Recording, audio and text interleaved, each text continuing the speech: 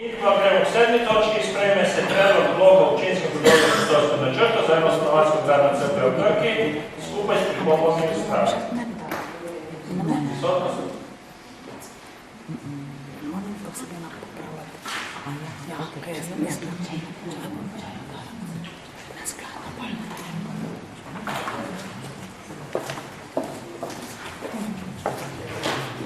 Glasujemo.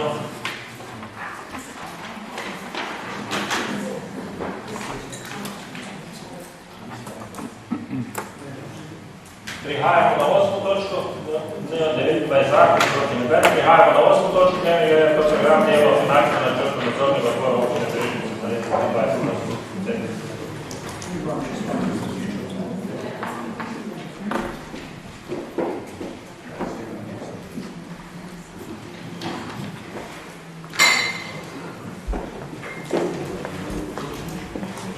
Sem dočakala.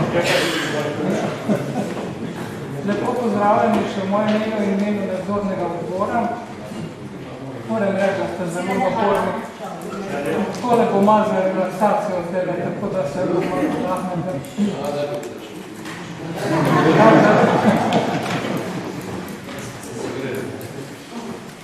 Kot ste slišali prej, na nadzornem odboru so zvišali urne postavke, sejnine, ampak mi še vedno delamo v okviru veljavnega proračuna oziroma 13 000 evrov, bomo pač malo prerovali znotraj te postavke. Tako da mogoče da pa kasneje se malo dvignil ta postavka. Skratka, nadzorni odbor dela z finančnimi sredstvi 13 000, od tega je 23% namenjeno za sejnine, okrog 4% imamo namenjeno za izobraževanje, ker imamo leto 2 nova člana in sta se oba izrazila željo, da se izobražujeta v tem delu, kar se tiče nadzorov v občini. Potem pa ostale 70-73% pa imamo za sejnin oziroma za ure dela in pa za prevoz na delo.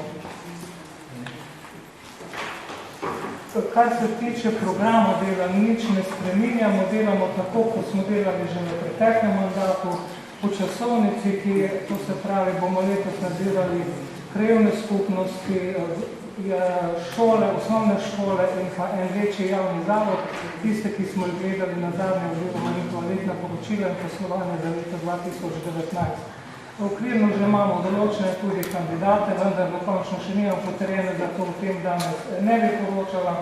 Je pa področje nadzornega odbora zaključni račun občine Brežice za leto 2022, nadzor ravnanja s premoženjem v občine Brežice, finančno in materialno poslovanje javnih zavodov, zadeve, za katere nadzorni odbor oceni, da so potrebne vključiti za nadzor. Jaz vas pozivam vse, ki menite, da karkoli narobe, da ne kličete posameznih nadzornikov, ampak da to spisno sporočite, kaj vas ki moti, mi bomo to preverili in sicer na naslov občine Brežice, nadzorni odbor občine Brežice.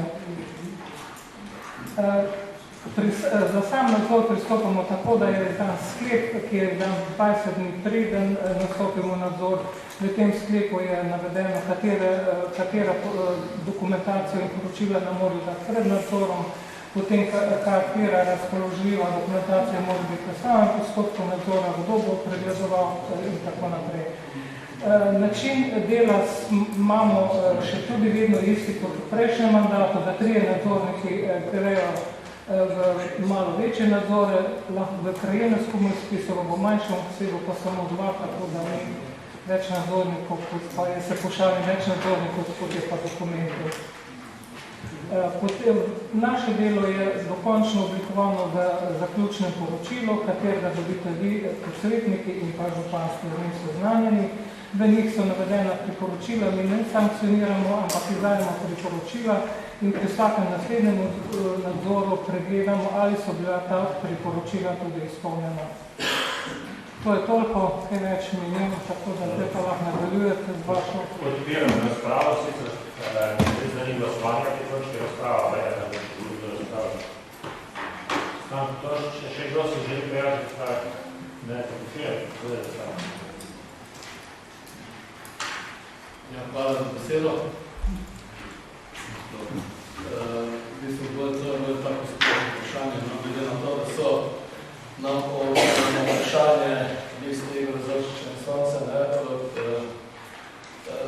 sej, mislim, da prvi sej, ko so na Krijo zamenovali odbor, nadzorni odbor, smo dobili takrat odločitev, da je sestavljen iz strokovnjakov za to področje, smo dobili informacijo, da dva člana sta se želela dodatno izpopolniti na izobraževalnem področju nadzorovanja občine, tako da so bili sami strokovnjaki, ki smo dobili takrat. No, to lahko ne odgovorim, to ne pomeni, da ona niso strokovnjaka iz finančnega področja. Je pa dobro včasih, da grejo na te seminarje, da se deležijo, da vidijo, mogoče niti ne zvejo toliko v področni zakonodaji, vsem tem, kot je pa pomembno, da se malo poveže tudi z udeleženci na teh seminarjih, da vidijo, kako drugi razmišljajo, tako da imamo malo širši pristop, recimo. Je pa res, mogoče jaz zdaj povem, ker ste sprožil tole strokovno.